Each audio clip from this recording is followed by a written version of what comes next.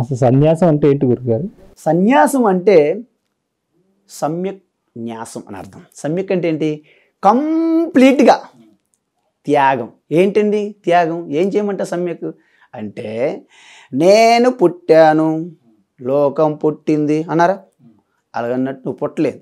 నువ్వు పుట్టకపోతే ఏమైంది? లోకం పుట్టలేదు. నువ్వు పుట్టావు కాబట్టి లోకం పుట్టింది. నేను పుట్టలేదు, లోకం పుట్టలేదు. అంటే నేను పుట్టింది తప్పే, పుట్టిన లోకము తప్పే. అంటే నేను పుట్టాను కాబట్టి చనిపోతాను, ఈ రెండు తప్పు. ఈ ఎప్పుడైతే నేను పుట్టానని వేసుకున్నావో ఇక నీకు తల్లి, తండ్రి, నీ చుట్టాలు, బంధువులు అందరూ యాడ్ అయ్యారు కదా. అంటే ఇదంతా కూడాను అబద్ధం, జూట, అంటే మొత్తం జూట, అంటే అబద్ధం. ఏది అబద్ధంగా అంత మారిపోతున్నటువంటి మిథ్య ప్రపంచం ఏదైతే ఉందో అది సత్యం అనే భ్రమలో మీరు కష్టపడి చేస్తున్నారని. యాక్చువల్గా ఏమైంది? అసత్యాన్ని సత్యమని భ్రమిస్తున్నాం మనం. ఒరిజినల్ సత్యం ఏంటి?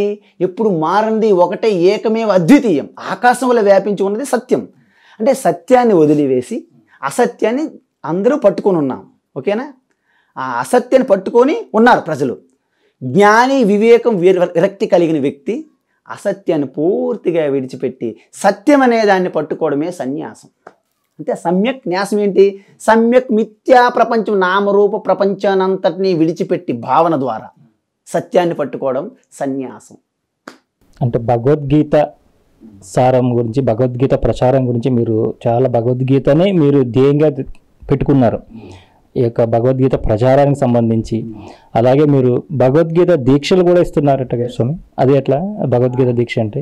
భగవద్గీత ఎందుకంటే సనాతన ధర్మం అంటే మీకు ఎన్ని గ్రంథాలు ఉన్నాయంటే ఈ మధ్య ఎవరో చెప్పారు టీవీ డిబేట్లు. అంటే ఇక్కడ మన ఆంధ్రప్రదేశ్ తెలంగాణ డిబేట్లు కాదు, వీళ్ళ డిబేట్ తెలియదు పాపం, ఇప్పటికీ తెలియదు. దాని గురించి నేను ఎవరి పేర్లు చెప్పట్లేదు, కామెంట్ చేయట్లేదు. ఎందుకంటే they don't know how to do debates. కొట్టించుకొని తిట్టించుకున్నట్టు ఉంటుంది నాకు డిబేట్స్. కానీ నేషనల్, ఇంటర్నేషనల్ మీడియాలో నేను చూసేటప్పుడు కొంతమంది చెప్పారు హిందూ ధర్మానికి ఒక గ్రంథం అంటూ లేదు, ఒక దేవుడు అంటూ లేదు, ఒక సెటైరికల్గా మాట్లాడారు. అది కొంతమంది వాళ్ళ సమాధానాలు ఇచ్చారు. దానికి నేను సమాధానం ఇక్కడ చెప్తున్నాను. మీ యొక్క అంటే శ్రీ సన్నిధి ఛానల్ ద్వారా దాని మీద వివరణ కూడా ఇస్తున్నాను.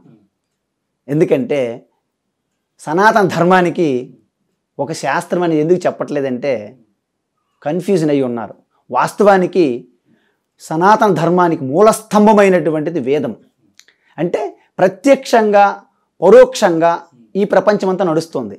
అంటే science and technology, even artificial intelligence, space science, rockets, atom bomb, ఏ సైన్స్ అండ్ టెక్నాలజీ అయినా డైరెక్ట్ పర్సెప్షన్, అంటే ప్రత్యక్ష ప్రమాణం లేక అనుమాన ప్రమాణం. దూరంగా ఉన్నాను నేను, కొండపైన పొగ వస్తుంది, నాకు అక్కడ అగ్ని కనిపించట్లేదు, కానీ అక్కడ పొగ ఉన్నది కాబట్టి అగ్ని ఉండి తీరాలి, అది నా అనుమానం. ఎదురుగా ఎక్కడో నది ఎక్కడో ప్రవహిస్తుంది, అంత బురద నీరు కలిసి వస్తుంది ప్రవాహము, అంటే పైన ఎక్కడో వర్షం పడి ఉండాలి, ఇది నా అనుమానం, నేను వెళ్ళి చూడలేదు. సో అనుమానము, ప్రత్యక్షం, ఈ రెండు కలిపే సమస్త జగత్ యొక్క జ్ఞానం.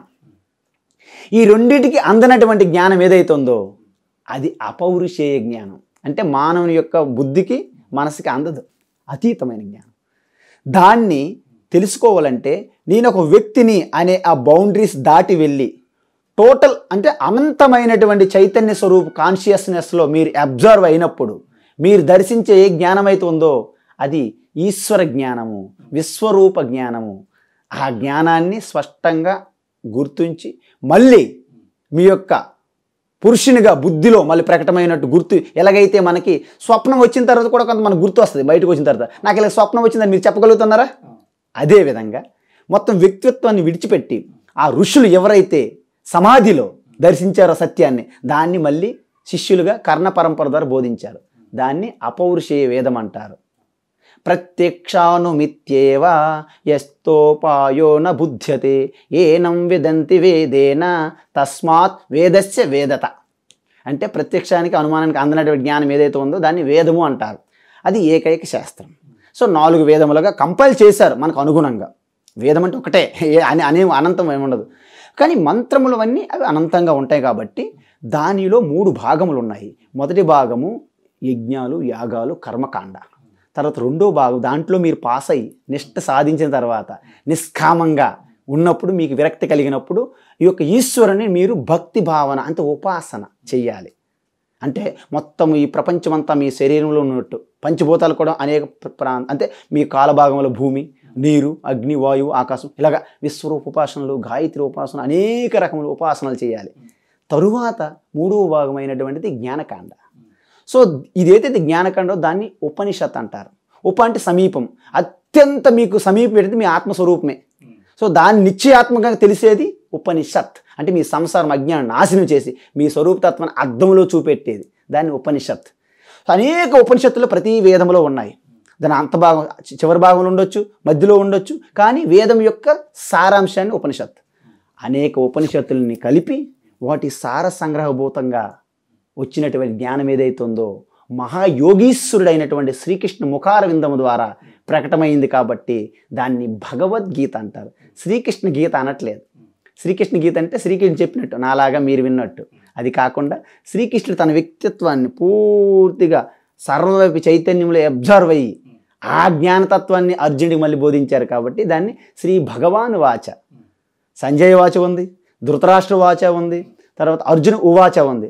శ్రీకృష్ణ ఉవాచ లేదు. అక్కడేముంది? శ్రీ భగవాన్ ఉవాచ.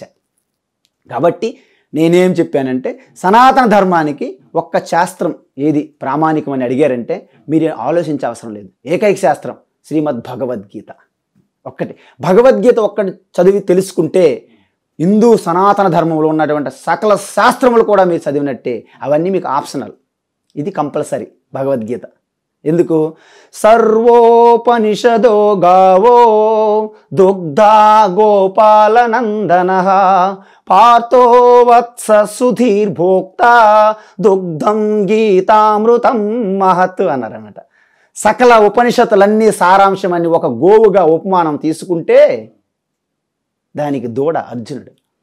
ఎంతో చాకచక్యంగా పాలు బ్రతికేవాడు గోపాలుడు శ్రీకృష్ణుడు. ఆ వచ్చినటువంటి పాలు అమృతమైనటువంటి జ్ఞాన సాగరం. ముముక్షువులు జిజ్ఞాసువులు నాకు మోక్షం కావాలి, ఈ సంసార సాగర దుఃఖం నుంచి నేను బయటపడాలని ఎవరు కోరుకుంటున్నారు? జిజ్ఞాసులకి అనంతమైనటువంటి జ్ఞాన రస అమృతమే ఈ భగవద్గీత.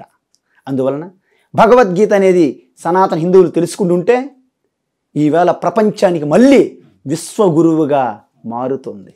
కాబట్టి ఆ భగవద్గీత ప్రతి ఒక్కరికి, ఇంటింటికి, వాడవాడలు, పల్లికి హిందీ, ఇంగ్లీష్, తెలుగు అన్ని భాషల్లో కూడా అందించాలి. స్పష్టంగా యథార్థంగా ఎటువంటి షుగర్ కోటింగ్ లేకుండా, ఎటువంటి కల్పితాలు లేకుండా, తాత్కాలికమైన కొందరిని ఏదో ఒప్పించాలి నొప్పించకూడదు అని ఏవీ లేకుండా శ్రద్ధాభక్తి కలిగిన ప్రతి ఒక్కరికి అందించడమే మేము భగవద్గీత బోధించాలని దానికోసం ప్రాజెక్టే గీతా విజన్. కాబట్టి ఆ భగవద్గీత అందరికీ చెప్పాలని నిర్ణయించడానికి కారణం ఇది. దాంట్లో భాగంగానే గీతా దీక్షలు కూడా ఈ మధ్య గీతా జయంతులు ఇచ్చి ఉన్నాం. అది వర్ణి ప్రాంతము ఇందూరు, అంటే నిజామాబాద్కి ఇందూరే అసలైన పేరు. మేము ఇందూరే అంటాం, ఎందుకు ఒరిజినల్ పేరునే చెప్తాం. ఇందూరులో వర్ణిలో భగవద్గీత దీక్షలు ఇచ్చాం. ఆ దీక్షలు ఏంటంటే ఎలాగైతే మన అయ్యప్ప స్వామి మాలలు, శివమాలలు, గోవిందమాలలు, హనుమాన్ మాలలు ఏ విధంగా ఇచ్చారో భగవద్గీత దీక్షలు కూడాను ఎవరికి ఎటువంటి వివక్ష లేకుండా శ్రద్ధాభక్తి ఉంటే దానికి చాలు యోగ్యత. ఆ యొక్క భగవద్గీత ఒక పుస్తకంతో పాటు ఒక కొండవ ఉంటుంది. ఓం నమో భగవతే వాసుదేవాయ, అది ఒక మంత్రం ఇస్తాము, ఒక భగవద్గీత బుక్ ఇస్తాం. సో దానికి సెలెక్టెడ్ శ్లోకాలు చెప్తాము. సో ఉదయము సాయంత్రం 2 పూటలు పారాయణం చేయాలి. సో గీతా జయంతి రోజు పూర్ణాహుతి కార్యక్రమం అంటే దీక్ష విరమణ ఆ విధంగా చేసి ఉన్నాం. అక్కడ చాలామంది ఒక 2500 మంది పిల్లలు పెద్దలు కలిసి ఆ యొక్క భగవద్గీత దీక్షలో పాల్గొన్నారు.